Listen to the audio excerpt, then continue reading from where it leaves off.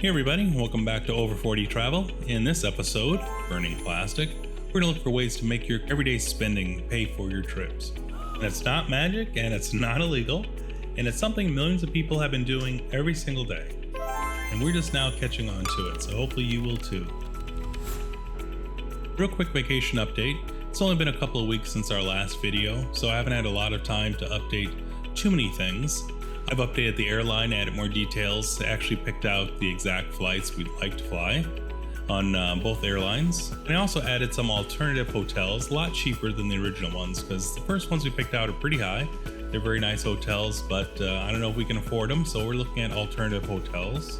It's the first time I've seen the Amalfi Coast offer up rooms with no refund to your deposit. Then we update the itinerary, just adding more details. Your itinerary starts off very lean, and then we add more details as we go along.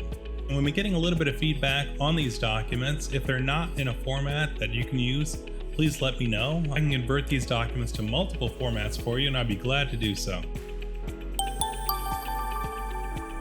So let's get started on burning plastic. About 2 years ago, my wife and I were getting off a flight, and we had to walk past all these beautiful pods in business class and these ultra private rooms in first class, and we were just wondering, how do we get up there? Is everybody filthy rich? Is that the only way you can possibly get up there?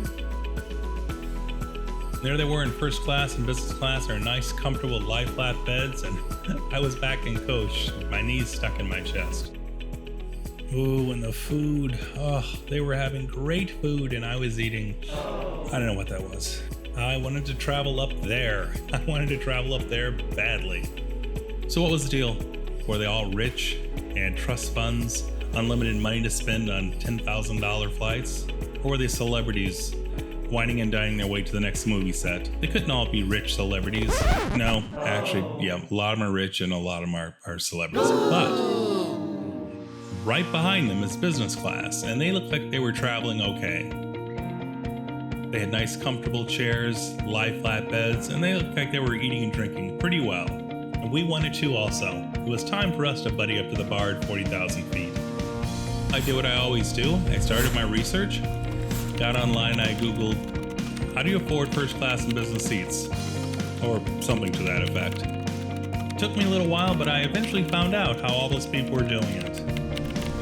Travel credit cards. It's like couponing, if you're old. I discovered that banks put out cards specifically for travelers. Now, I know you've heard of the airline, Delta, United, they have their own credit cards, and we'll talk about those in a little bit. But I'm talking about travel cards specifically designed for you, traveler, business traveler, or like us, luxury travelers. There are a ton of websites out there dedicated to travel credit cards and how you earn points and how you earn miles with them. Websites vary, but they all give you information on travel credit cards, flight reviews, and hotel reviews.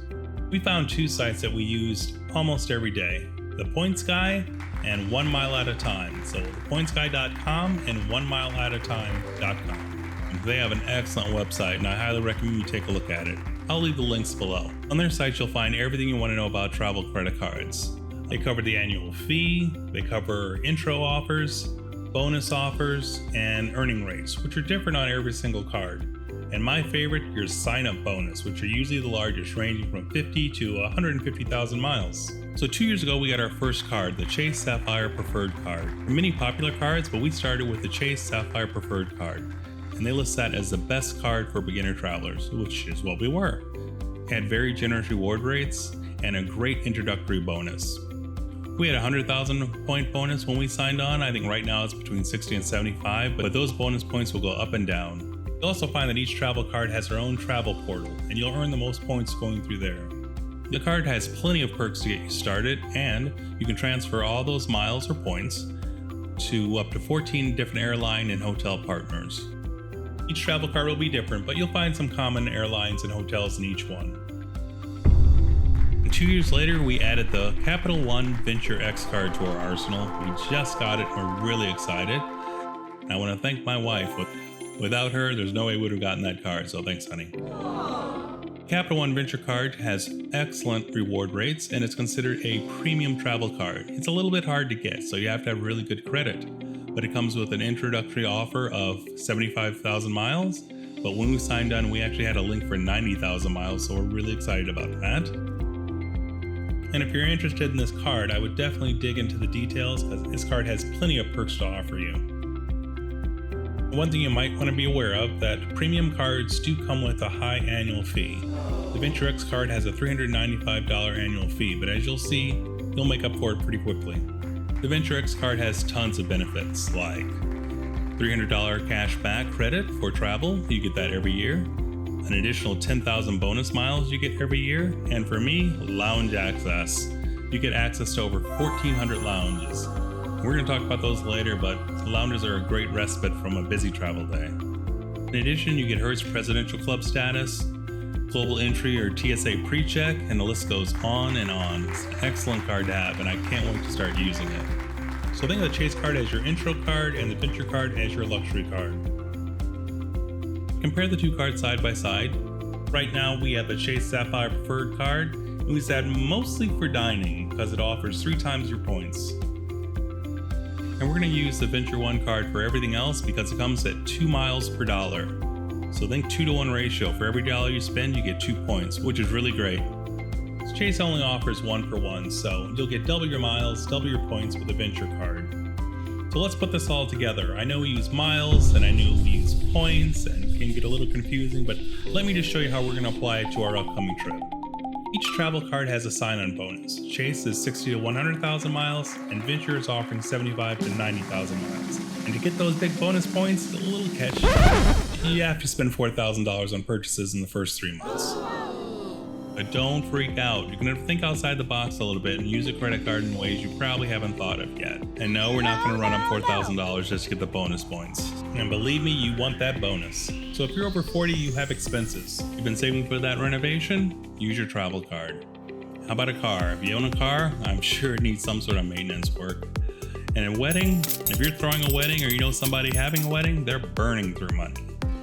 Holiday season's coming up. Shopping. Use your credit card for that.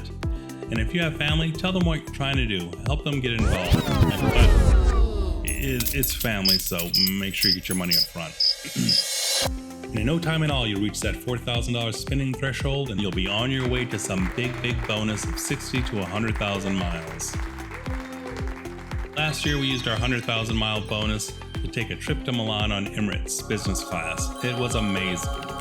And that brought our account down to 0. But since that time, we've been using our Chase Sapphire card for normal expenditures, and now we're up to about 73,000 points again. And I'm not a big Uber or Lyft guy, but when I do, I use my cards. I get extra points for using them as well. We also took advantage of the refer a friend, and you get 15,000 points every time you do. And I want to thank Keon and Timmy and Ahmad. Thanks, guys. And I'm not a big Uber or Lyft guy, but when I do, I use my cards.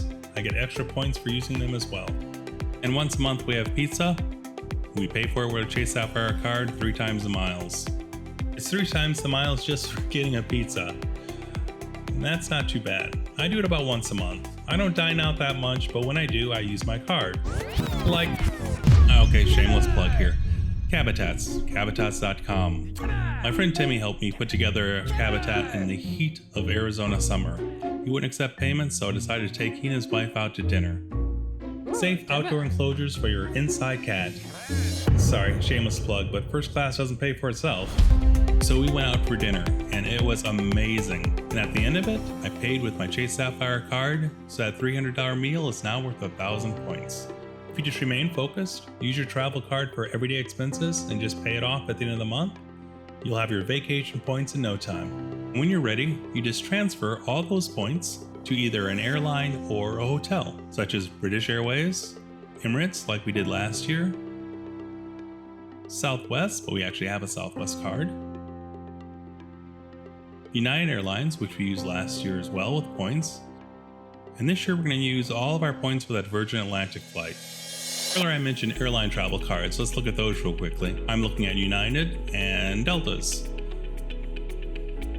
They have fewer perks than a regular travel card, and you can only use them on that airline. It's a great way to get started with travel cards. Our very first travel card was a Southwest card, and we use it all the time. We make flights from Phoenix to Chicago, Phoenix to Milwaukee.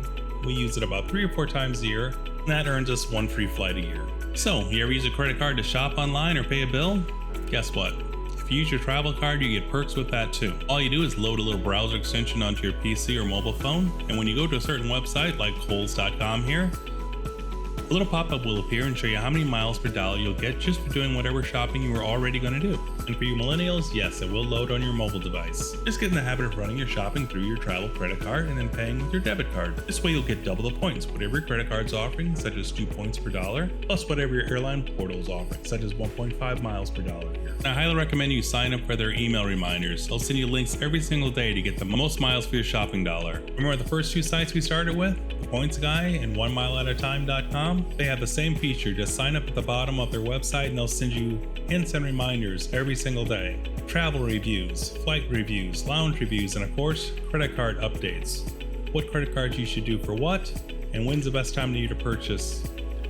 They are two excellent sites that I highly recommend. And before you know it, you'll be racking up 1,000, 10,000, 50,000 points just for doing your normal shopping. Okay, as promised, let us show you how we're going to use our credit cards, our Chase and our CapitolOne card, to pay for our next trip.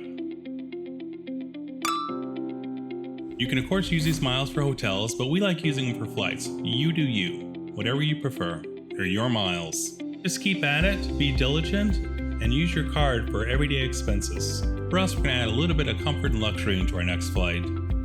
So I'm guessing by January we're going to have approximately 228,000 points at the rate we're going right now. North Airlines is going to be our go-to flight. It costs about $2,600 to $2,800 per couple in premium economy. But North Airlines is a low-cost carrier. They have no loyalty program, so that's a cash credit card purchase only. But we still have to go from Phoenix to New York to catch that flight.